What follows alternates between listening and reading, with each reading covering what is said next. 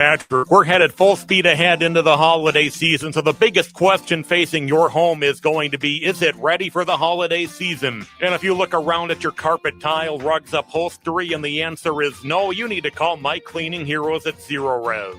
Some people hire a deal of the day carpet cleaner to save a little money, but trust shouldn't come that way. Think about it, there is no licensing required to be a professional carpet cleaner. Don't DIY it, call Zero Res because you know it's safe and effective. The Zero Res Gotta Love It guarantee makes it easy to get what you pay for. Zero Res absolutely stands behind every cleaning, so go ahead and get clean and don't miss this deal. Get back to clean and get 3 rooms of carpet clean starting at just $129 and take $75 off an air duct cleaning. Call my friends at Zero Res right now at 952-ZERO-RES or go online to ZeroResMinnesota.com and say you want the AM 950 special. Backward or forward spells the same. Zero Res. Greg Bakken here. I've told you about the out-of-the-world roast beef sandwiches at Maverick's Real Roast Beef, but I haven't told you about their Philly steak sandwiches, turkey bacon avocado sandwich, BLT, crispy chicken, fish sandwiches, brisket, or pulled pork. Okay, you get the idea. They make a lot of delicious food to the same standard as their famous roast beef sandwiches, and now I'm starving. I'm going to go to Maverick's Real Roast Beef off Lexington and Roseville, and you need to go too. Check out their menu at mavericksbeef.com. The city of Minneapolis is now on Native Roots Radio with Minneapolis A.I.R. A.I.R stands for American Indian Relations. Guest host Christine McDonald talks to people about important things affecting the city's Native communities. Minneapolis A.I.R dives into topics like public safety, public health, elections, and so much more. Tune in to Minneapolis A.I.R on Native Roots Radio from 5 to 6 p.m. on the second Wednesday of every month, right here on AM 950. Hey, Cudahy to all my friends and relatives in 4 directions. This is Robert Pilot of Native Roots Radio presents I'm Awake. I'm here to ask you for your support. Finding honest Native-centered news is not easy. But with your support, we're able to provide accurate information about Standing Rock, Line 3, treaty violations, and COVID-19 in our Native communities. Please visit Native Roots Radio Network on Patreon and donate if you can. That's Native Roots Radio Network on Patreon. Pinigigi, and thank you for your support. With your AM 950 weather, I'm Brett Johnson. Look for rain throughout tonight with a low around 40, Thursday cloudy with a high near 49, and Friday partly sunny with a high near 52. Don't just settle for what's in the cupboard. Elevate your meals with premium oils and vinegars from Vinaigrette. They offer the finest selection of extra virgin olive oils, balsamic vinegars, fused extra virgin olive oils, white balsamic vinegars, and wine vinegars. Vinaigrette is located at 50th and Xerxes or online at vinaigrettemn.com. Portions of Native Roots Radio may be pre-recorded. It's a good day to be indigenous. Get up, stand up. They are going to become more brutal. Couldn't cut any cut again. Because all the hippies were trying to be Indians anyway. They're going to become more repressive because it's a matter of dollars and their illusionary concepts of power. Hey, Victor. We must live in balance with the earth. And also with recent happenings at Wounded Knee. I am awake. Welcome to Native Roots Radio presents I'm Awake, and I'm your host, Wakanja Hade. Hey, Cudahy to all my friends and relatives in 4 directions. You are listening to Native Roots Radio presents I'm Awake, and I'm your host, Robert Pilot, and we discuss local, national, Native news and events. And as you know, Chujunk, Native issues are human issues, and human issues are Native issues. Yes, you are right, Dega. This portion of the show is supported by the city of Minneapolis with Minneapolis A.I.R, American Indian Relations. Hey, we're grateful for our partnership with the city of Minneapolis, and home to one of the largest urban American Indian populations here on Turtle Island. And we have our guest host, Christine McDonald, and has another great lineup here this month. And I want to pass things over to our host for today, Christine McDonald. Welcome. Thank you, Robert. Bonjour, Ogadaki Gabuik Nindishnika, Sajijak Nindindem. I am Christine McDonald. I'm the American Indian Community Specialist with the City of Minneapolis, and I'm your host today for American Indian Relations on Native Roots Radio. Our first guest today is Inspector Jose Gomez with the Minneapolis Police Department. Inspector, can you tell our audience a little bit about you and what you do for the Minneapolis Police Department? Good afternoon. Yes, thank you for having me, Christine. Bonjour, everybody. Yeah, it's an honor and privilege to be the third precinct inspector. That's my current title. And just a little bit about myself. I grew up in a small town in Nebraska. My parents are originally from Mexico. I was brought over when my mother was pregnant with me, born stateside. We went back to Mexico. I grew up there for a number of years as a child, came back here. And I kind of started looking into law enforcement as a kid. I know my parents were afraid of law enforcement just from their background and, just knowing police like they knew back in their country. And then being here undocumented, there was always that fear of deportation. And I just remember always hiding, like even if the mailman came to the front door, we would all hide in the basement because they didn't know any better. I grew up partly in this culture in America, and I knew that they couldn't do that. So I kind of wanted to, do something to help others. And I saw law enforcement as a way of kind of helping out my community and being somebody that can help, Latino community, but all communities. And my first job was in Minneapolis. And to be honest, I had intentions of going back home because I wanted to be close to family, but I ended up falling in love with the city. I bought a house in South Minneapolis. And one of the things that really kept me, I'm a lot on Franklin, but Lake Street started booming with the Latino population back in the mid to late 90s. Mercado Central became like an incubator business for Latino families. And it just really it seems like it changed overnight, but it didn't. And it was just, I just kind of fell in love with the area. And, 30 years later, I'm still here. And, I'm glad I am. I know May of 2020 was difficult for all of us after the murder of Floyd. There was a lot of hate, just everywhere. And for the first time in my career, it was hard coming into work because it was just a different time. But I didn't want to leave that way. And I'm glad I decided to stay. And I kind of wanted to leave this place a little bit better. I mean, we'll never be perfect. I'm not perfect, but I just, I think there's work that can still be done to kind of mend relationships, work with community, and just try to recruit and rebuild this department. So, yeah. Yeah. What are some of the major initiatives that your team is working on these days? And before I kind of talk about that too, I don't know if everybody's familiar with like the third precinct. So that's kind of the area that we're talking about. So for the city of Minneapolis, the police department has 5 precincts. I oversee the third precinct, which is South Minneapolis. It's basically crosstown to 94 on the north, and then the east and west borders are the river and 35W. It is the largest geographically precinct. It's 16 square miles. The whole city is, I think, roughly 56 square miles. And it's the largest population-wise. There's over 125,000 residents. And I tell people it's actually like the third largest city in the state. So you got like Minneapolis, St. Paul. If you take third precinct, it's bigger than Rochester. It's bigger than Duluth. And it's, in my opinion, I think it's the most diverse also, just with different cultures, backgrounds, ethnicities. It's just so, even now we're having a lot of recent arrivals from Ecuador, Venezuela, and a lot of them are calling third precinct home, South Minneapolis.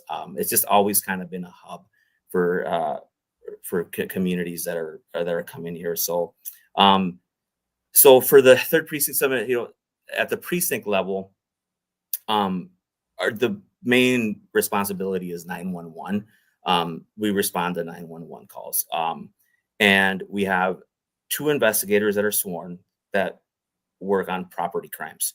Property crimes are anything from, damage to auto theft, burglary, it's kind of offenses that are like that. And then there's one civilian investigator that assists them with those cases. So some of the, and then also we have 4 crime prevention specialists, which they are divided into different sectors. The precinct has 4 sectors. It's 10, 20, and 30 and 40 sector. They're responsible for their area. They work with block clubs. They work with neighborhoods, businesses, do security assessments. If there's issues that are going on, with a building, it might be a nuisance property. They work with other departments in the city, whether it's like reg services, CPED, licensing, to try to figure out, how to mitigate that and work on it. One of the things that we do at the precinct level too is, I know sometimes I get some questions about, and I get it's frustrating. We get frustrated also where people will tell me, do you guys even plan? Like, is there a plan? Like, when you guys show up to work, is there a plan? Do you just go out there and patrol? Like, it just seems, what are you all doing? And, there is, you got to remember we lost roughly 40% of our staffing. I mean, you do that to any organization. That's a lot. So once a week at the precinct level, we hold what we call pre-MStat. So it stands for Minneapolis Statistics. And there's a data scientist analyst that is assigned to the precinct, and we go through all data. Basically, like, what are the trends for burglaries? What are we seeing auto thefts? Where are they? Where are our robberies? Are they going up? Are they going down? So we all sit together, and it's not just me and the data scientists. The crime prevention specialists are there. The community attorney who works for the city attorney, our embedded social worker is there. And we kind of strategize, okay, what addresses do we need like extra patrols in? Where are we seeing certain kind of crimes where maybe the CPSs can assist in the neighborhoods. So it's very valuable doing that.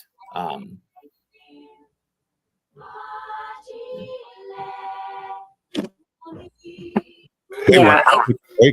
Why don't we take a break now? You're listening to Minneapolis A.I.R on Native Roots Radio and AM 950. We'll be right back.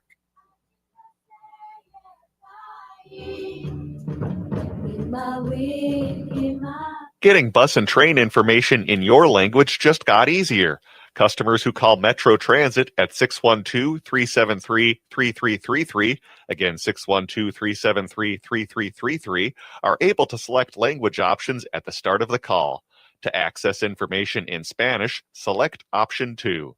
For more information about other transit information tools, visit metrotransit.org/Spanish.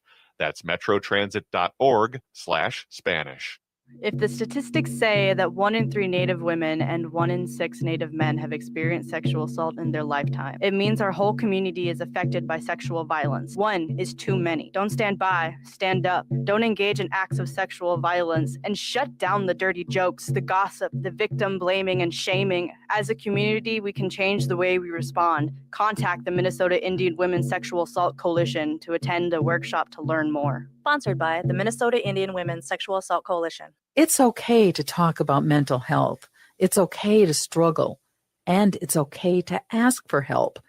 It's important that we support one another and work together to end the stigma so that we can start to tell a different story about mental health and well-being in our community.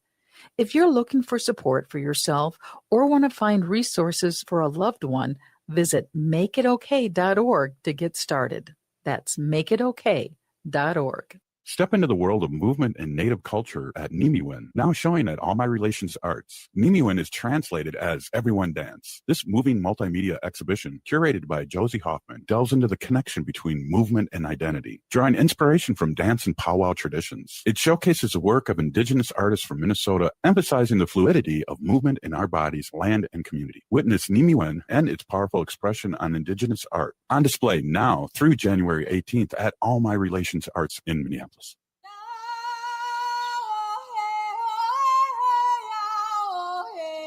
This is Leonard Peltier. I'm in Coleman 1 U.S. Penitentiary, and I'm listening to Native Roots Radio. And we're back to Native Roots Radio presents I'm Awake, and this is Robert Pilot. This portion of the show is supported by the City of Minneapolis with Minneapolis A.I.R, American Indian Relations. And here's our guest host, Christine McDonald. Welcome back. I'm Christine McDonald, American Indian Community Specialist with the City of Minneapolis. And today our guest is Inspector Gomez with the Minneapolis Police Department, specifically in the 3rd Precinct. One of the significant reasons that I was excited to have Inspector Gomez on today is because the 3rd Precinct is actually home to the most condensed population of American Indians in any urban area. We have the Little Earth of United Housing that's in that area, as well as other residents just tend to reside in that part of our city. And one of the things that I have been really happy with in the past few years is the relationship that has grown or improved with the 3rd Precinct and specifically Inspector Gomez. So can you tell us, do you do any specific work with the Native community, what you're doing? Thank you for the kind words, Christine. And yeah, it was, I think it'll be 3 years next February that I have been an inspector. Time flies. But I remember, when I was first asked, I think I was probably more nervous than anything. I just, it's just kind of a huge responsibility, and I didn't, I wanted to do it right. And, and you mentioned it, the precinct has one of the largest Indigenous populations, and also, as one of the MDHR reports mentioned, Native Americans were disproportionately stopped by police in the city. So, there was that, the relationship with the community, and, but just kind of reflecting, I mean, we still have a lot of work to do, but it's the relationship, I think, is really kind of, there's something there, with some of the community, and just, and I feel so blessed that, that I was accepted and, given a chance to, hopefully that they trust me to be the inspector here. And, I'm very intentional. And, for me, I think my relationships are authentic. Kind of what you see is what you get. I'm not just at I don't attend an event, or I don't meet with somebody just to check a box. I'm there because I want to listen, and I want to know what's going on, and I want to develop a relationship if that's something that somebody else wants to do with me. And,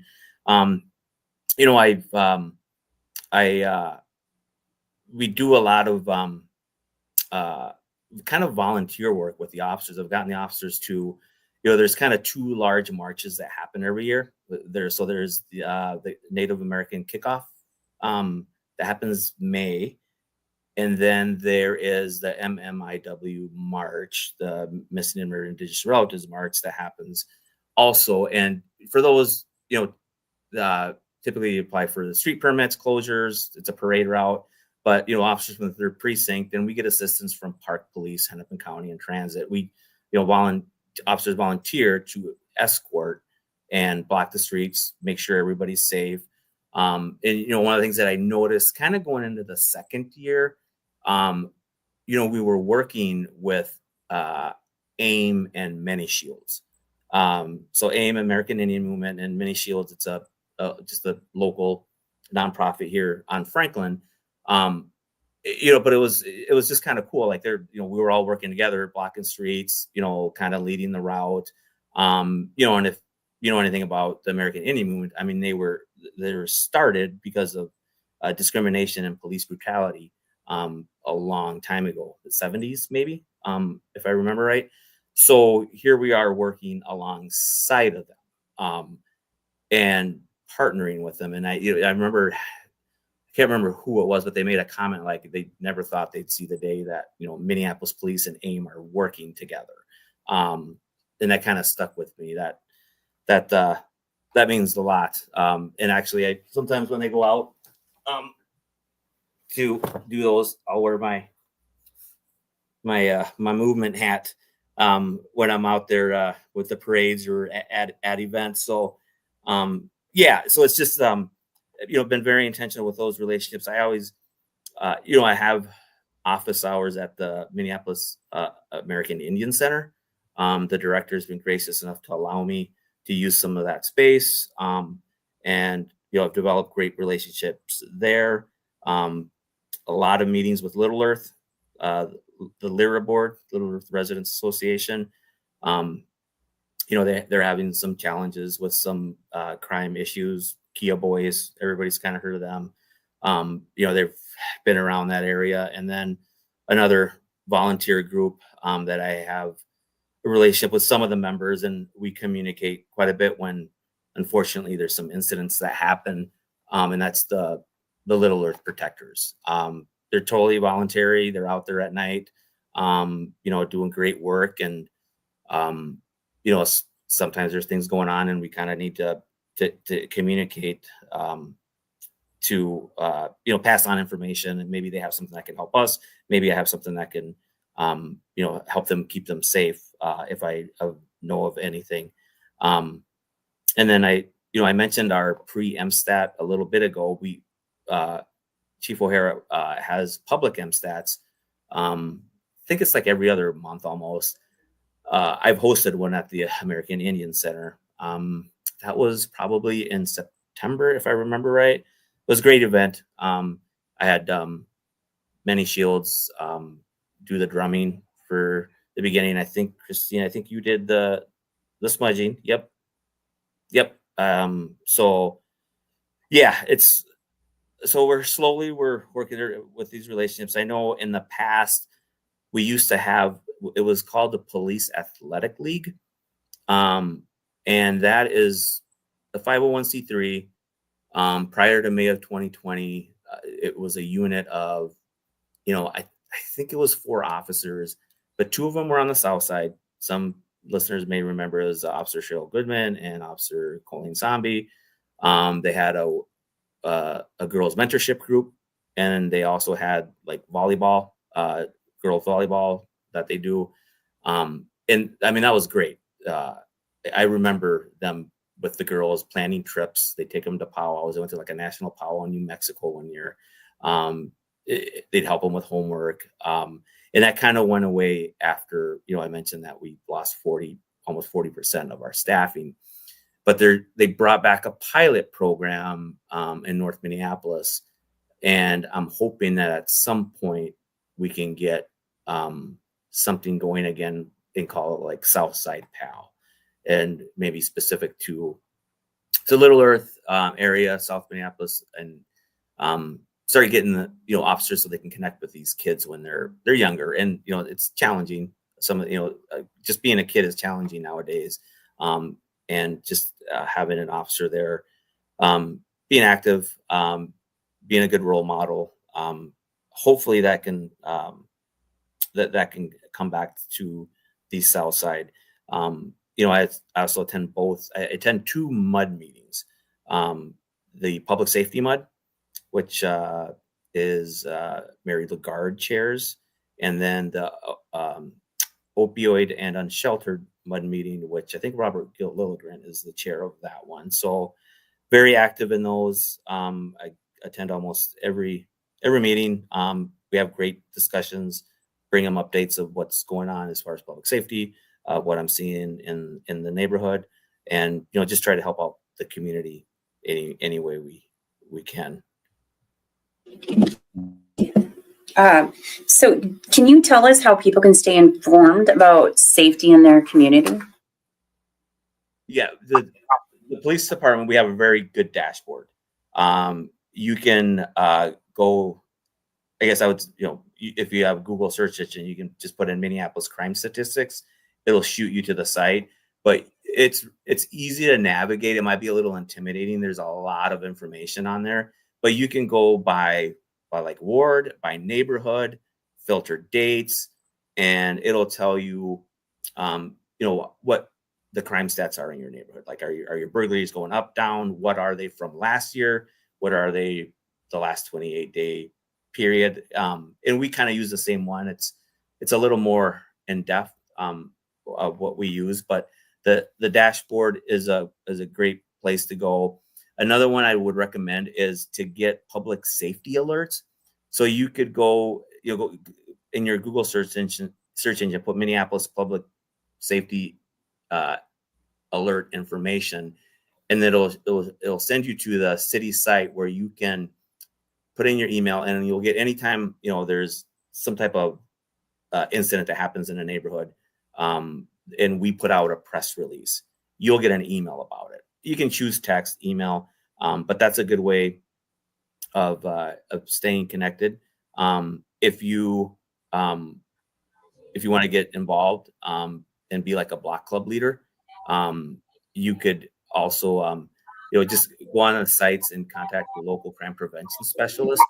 And it's good to know your neighbors. That's huge. Be connected, and you see something, or if we don't hear about it, it didn't happen. Great. Inspector, I really want to thank you for joining us today. I also want to give you your flowers while I have the opportunity. It is a pleasure working with you in the 3rd precinct. I am happy to say I've been in meetings where you haven't been, and your name has been brought up in a great positive way, talking about your relationship with the community and your availability and how accessible you are. It means a lot to people. So thank you, and I enjoyed having you on today. We'll be right back. This is Minneapolis A.I.R on AM 950, Native Roots Radio. J&S Bean Factory is a native-owned, community-supported, cozy, artsy coffee shop which offers roasted on-site beans, live music, and baked goods. Relax in the beautiful outside patio. City Pages writes, voted top 10 coffee shops. Tucked into a quiet corner of St. Paul's Highland Park neighborhood, this coffee shop roasts beans on-site from the best coffee-growing countries in the world.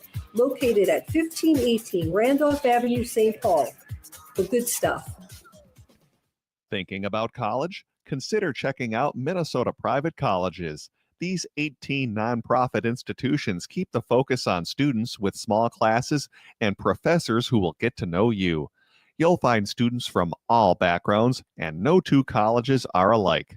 And when it comes to cost, they're more affordable than you think. Find the college that's right for you at mnprivatecolleges.org/possible.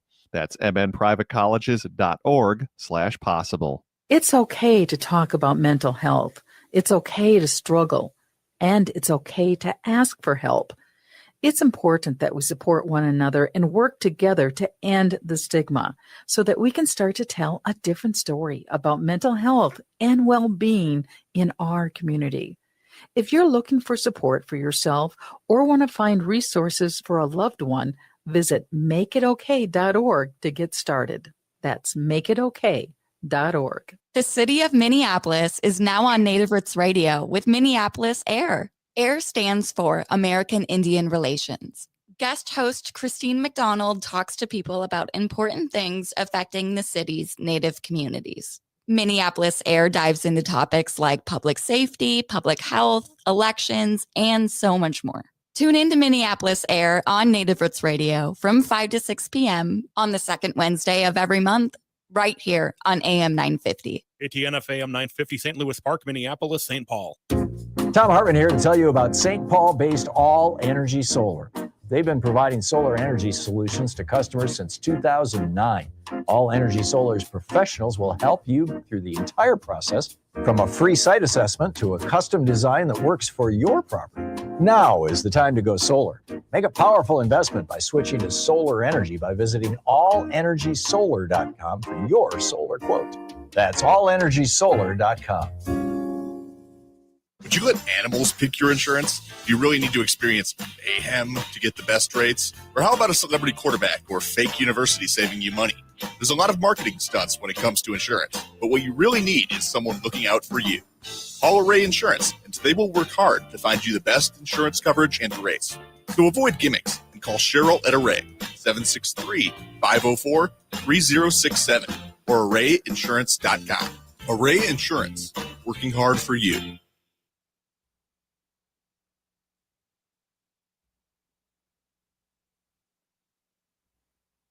It's been a while since I explained this, but a Toyota from Rudy Luther Toyota will always be in my driveway. 2 years ago, a drunk driver slammed into my Toyota Sienna. In most vehicles, I wouldn't be here today, but my Toyota Sienna kept me safe. It was designed for safety, something I saw firsthand. I have no problem telling you, if you want a vehicle that will keep you and your family safe on the road, Toyota is the way to go. I'm partial to the Sienna, but all their vehicles are fantastic. Be safe, own a Toyota. Shop today at rudyluthertoyota.com or visit Rudy Luther Toyota on the corner of 394 and 169 in Golden Valley.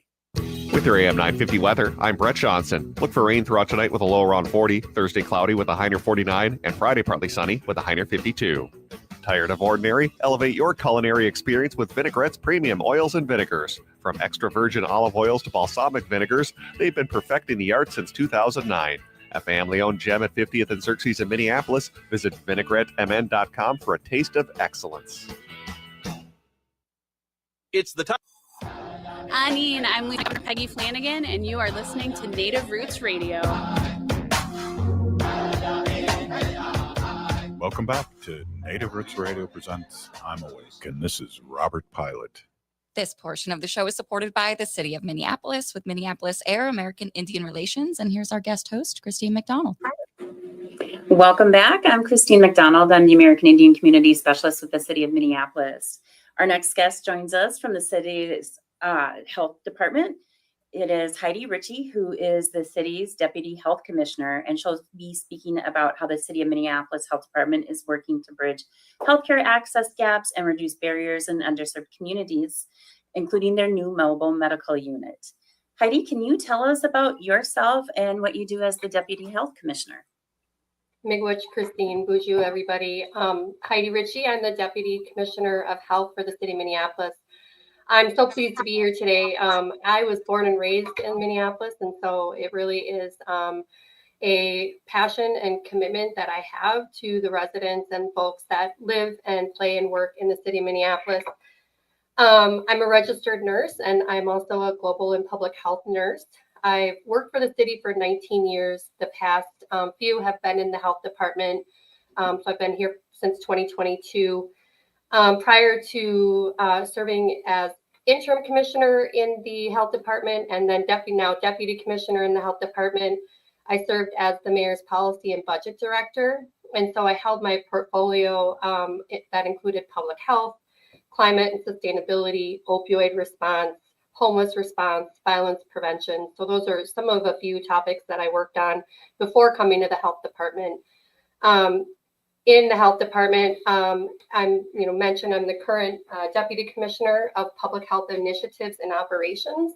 So some of the less sexy things I do are contracts and permits and administration. And then some of the other issues that I work on that more people know a little bit about is maternal, child, and adolescent health, epidemiology, research and evaluation. So lots of work around the pandemic and COVID.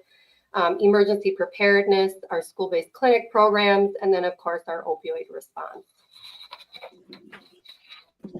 So how is the city working to help people struggling with addiction and their families? Thank you, Christine. That's a really good question. I think one of the things I have to say first is that most of us have either an immediate family member or someone close to us that we know that struggles with substance use and addiction. Lots of times those challenges are met with systemic barriers. And so one of the things we're really trying to do is look at some of those barriers, those challenges, and then also some of the gaps we see in service and fill in those spaces.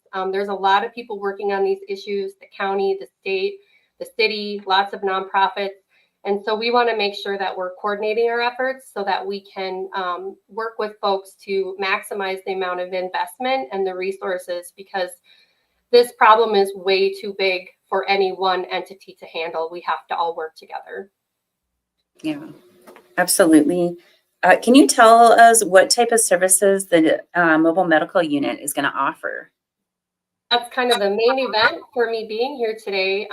Just a week ago or so, we had a press conference where we unveiled our new mobile medical unit.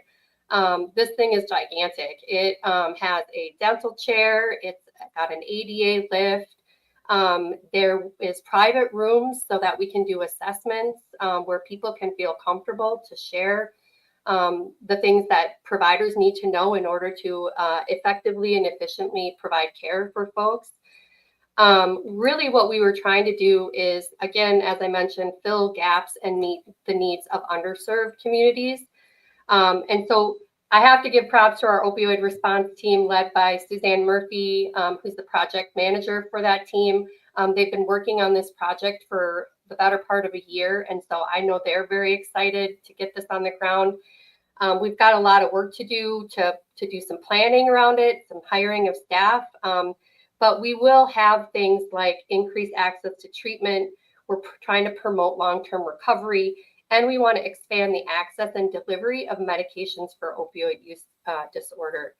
Some of the other services we'll have in the mobile medical unit include basic health screenings, so blood pressure, blood glucose, cholesterol, any type of medication consultation, or medication review, wound care, vaccinations, mental health counseling and referrals, youth health services, including physical exams, dental exams, and welfare checks, wellness checks.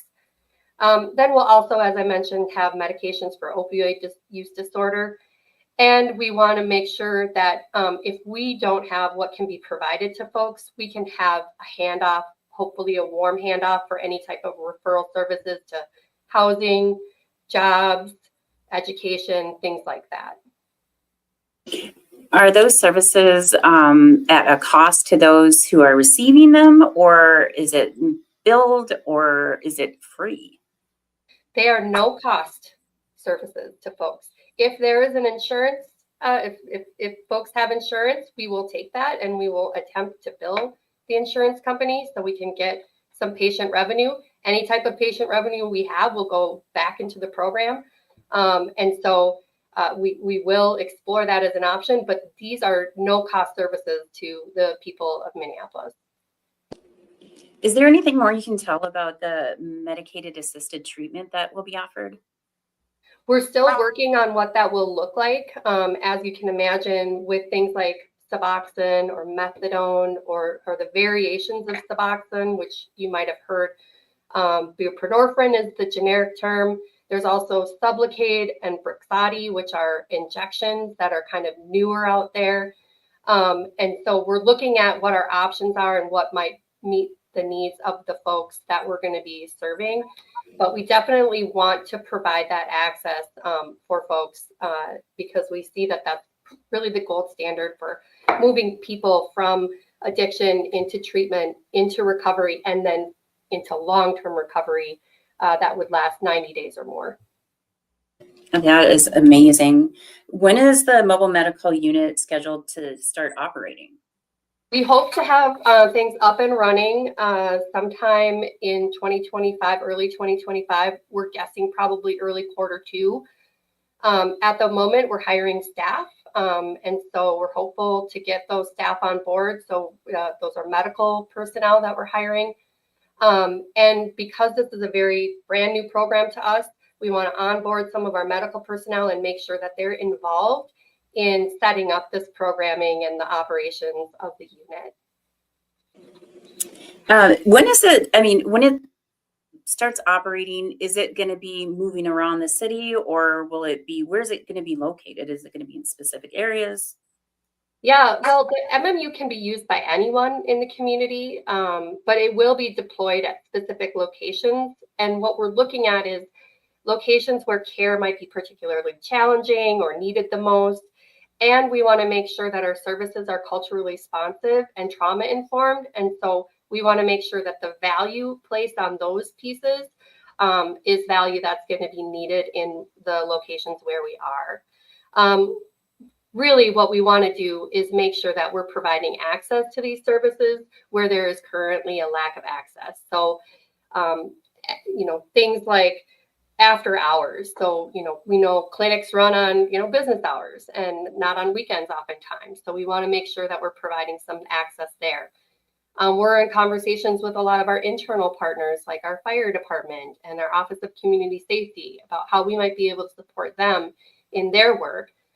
Working with our school-based clinics, because unfortunately we're seeing younger and younger the need for medications for opioid use disorder in our high schools. And so looking at how we can support that need in our school-based clinics. And then of course, looking at, some of our hardest to solve issues. Of course, this is not something that's going to solve an issue, but it's another tool in our toolbox. And so if we can take this unit out to an encampment, for example, and try and, get people seen, get people induced with medications for opioid use disorder, do a warm handoff into housing or into treatment. I mean, that's really what the purpose of this unit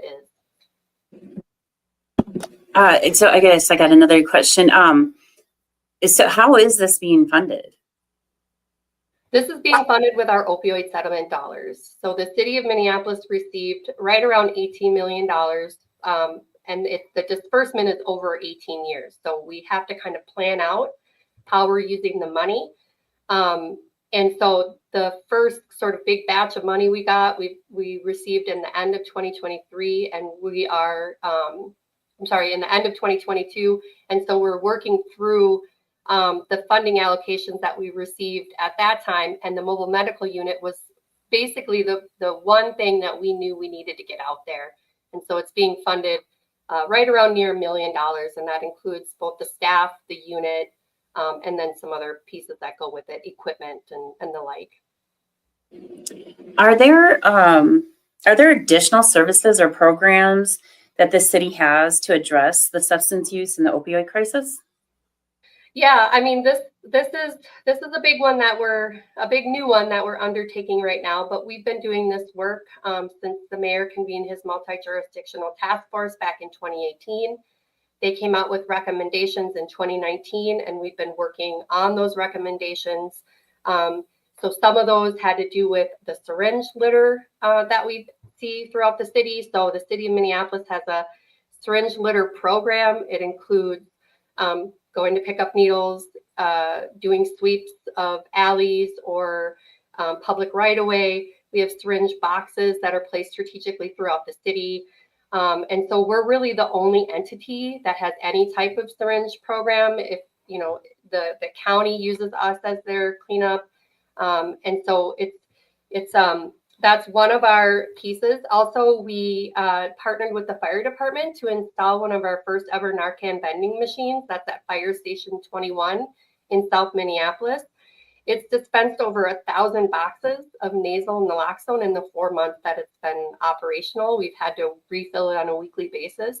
And we're currently in conversations with the county and the University of Minnesota to see how we might be able to partner with them and bring some additional Narcan vending to communities where we know the need is great.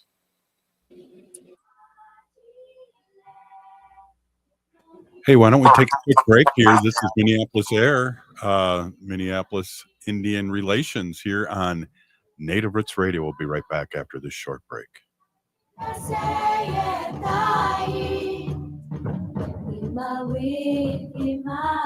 Signing up for $1 bus and train rides with the Transit Assistance Program, or TAP, is quick and easy. Do it straight from your computer or phone by uploading one of the pre-approved documents listed at metrotransit.org/TAP, along with a copy of your ID. They'll mail you a go-to card with a full year of discounted rides. For questions or translation help, call 612-3 612-373-3333. That's 612-373-3333. Minnesota has the only original wolf population in the continental United States. And 80% of Minnesotans believe the wolf should be protected. Howling for Wolves is asking Minnesotans to respect our true wildlife manager, the wolf. Their survival is critical to our ecosystems, our communities, and even our economy. As highly intelligent animals with strong social bonds, Minnesota wolves deserve to be protected and admired. Learn more at howlingforwolves.org. Let's live and let howl.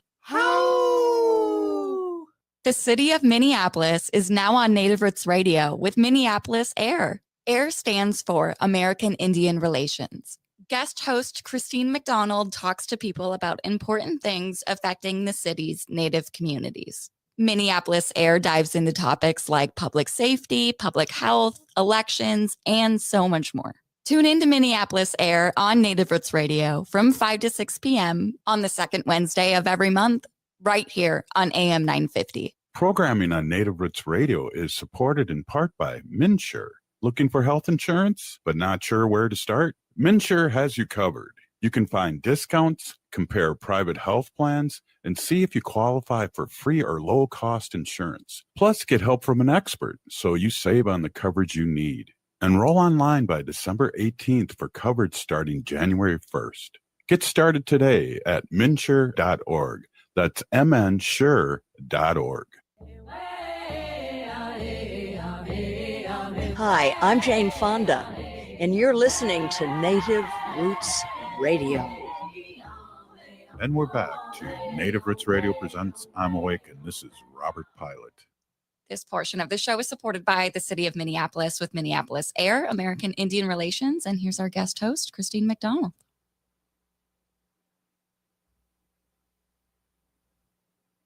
Oh, I think you're muted, Christine. I don't know. I can't unmute you for some reason. There we go.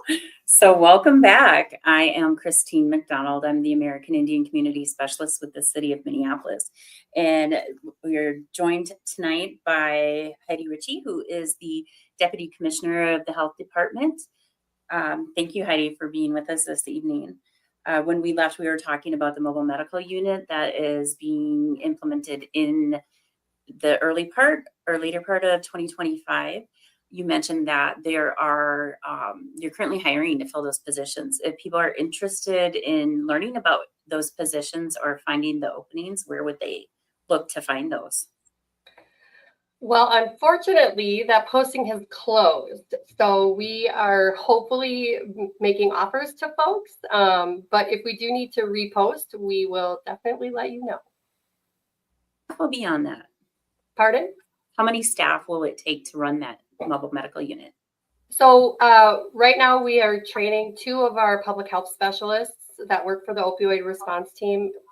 This vehicle was very big, so it requires a commercial driver's license. And so we're training a couple of our staff on that. And for medical personnel, we're hiring 2.5 staff. But we're also hiring a couple other nurses for our maternal child health program. And that is mostly for vaccine clinics and home visiting. But we're going to cross-train all of those nurses so that they can both work for maternal child health and for the mobile medical unit, so that we have some backup in case someone is sick or there's a vacation or things like that. So we're going to have 2.5 folks dedicated to the rig out of a pool of 4 nurses. Oh, that's amazing. So is there anything else that you want to share with us tonight?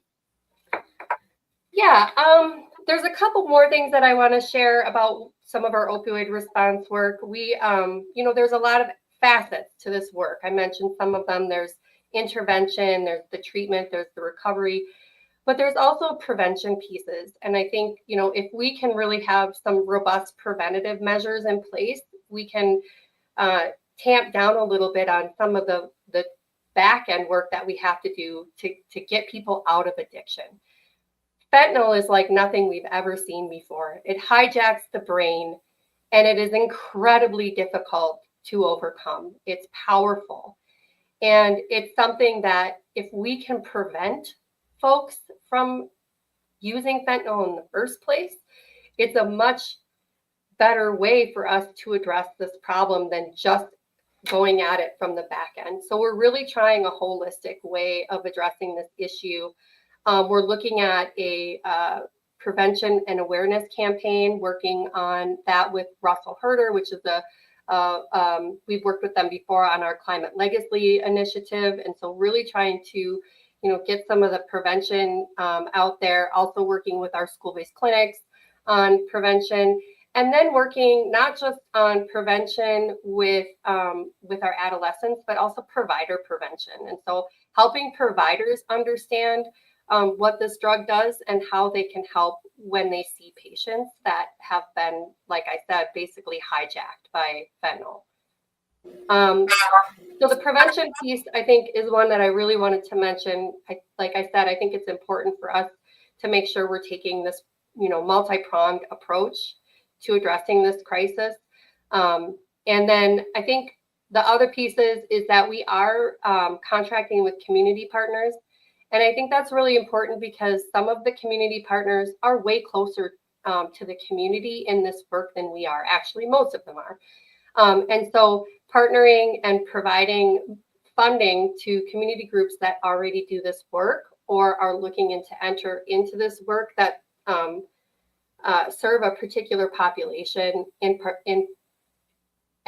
population where we see disparities. And Christine, you and I were at a meeting earlier today where we're looking at some of the preliminary numbers coming out from 2023 around overdose deaths. The state came out with their data, which is showing a decrease in overdose deaths. And I think it's important for folks to know that that's not what we're seeing in Minneapolis.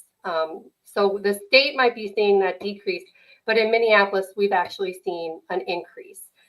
And we've seen an increase in not just the number of overdose deaths, but in some of the disparities that we're seeing, in particular in the Native community, where the rate between Native and whites for overdose deaths is right around, I would say, 27 to 1. In the Black community, it's about 6 to 1. And in the Black community, we're seeing an even greater rate increase. And then in the Hispanic community, we're seeing a greater rate increase as well. And so we have a lot of work to do in our cultural communities, in particular the Native community, because that rate of 27 to 1 is absolutely unacceptable. And I can understand why there is feelings of frustration in the community over that. And I want to acknowledge that, and I want to make sure that folks know that we're aware of it, and we are making sure that our investments will mirror what we're seeing in the data. And thank you for bringing that up and acknowledging that. We have opioid and unsheltered meeting every 2 weeks. That's a subcommittee of the Metropolitan Urban Indian Directors Group. And today, the Hennepin County opioid team presented data specifically around our community. And just like Heidi mentioned, it's, I think for every 100,000 people, there's like 16 white people, there's 16 deaths. And for every 100,000 Native people, it's like 300 and something. The number within that, though, that is just terrifying to me is that there's a large number of our women that are represented in that number. And for me, I can't say this to enough people. Our life givers are dying. Our life givers are dying in this opioid epidemic. And so Heidi, thank you for acknowledging that. And thank you for coming to the meeting today. Of course. So on that note, was there anything in addition to opioid work that the health department is doing for the community? Yeah, so a couple of things that I'd love to mention is we have our vaccine clinics that we have scheduled throughout the year, and then in 2025 we'll come up with a new schedule, so that is on our website. But we hold free vaccination clinics, so that's COVID, that's flu, childhood immunizations. We're seeing a real need for the childhood immunizations for a couple of reasons. One, because during the pandemic, kids were staying home, not going to school, and those immunizations weren't getting up to date. And then we have a lot of newcomers coming from our southern border. And so we need to make sure folks are vaccinated, but then also we need to make sure that their records are updated so that if there is an outbreak, they don't have to be out of school or quarantine because we have their record of vaccinations. So those are a couple of things we're working on around that. Our lead testing and prevention, we're going to be looking at investing about $3.5 million next year on our lead program. This is significant in particular in South Minneapolis because there are quite a few homes that still have lead-based paint in them. And rather than waiting for children to show up at the doctor with elevated lead levels, we want to get into those houses and mitigate those lead hazards proactively. We also have our radon testing. So we offer testing and mitigation services for qualified residents. And then we have our Homegrown Minneapolis program, which offers community garden opportunities to farmers markets throughout the city. And then that's also our food security wing. So working on something that was highlighted during the pandemic more than we really initially thought about was the food security and how much food insecurity there really is out in the community. And so those are a few other things that we're doing in the health department, really focused on, making sure that we're providing good preventative public health strategies to folks, and then where we have to intervene and try and work on those sort of secondary and tertiary prevention, we're getting in there as well. And so thank you so much for having me on the show and getting to talk about all the wonderful work that the health department is doing. Heidi, I appreciate you being here tonight and I appreciate you showing up in the community. See you tomorrow. Hi, this is Frank Brown of Minuteman Press Uptown with a question for our local small businesses.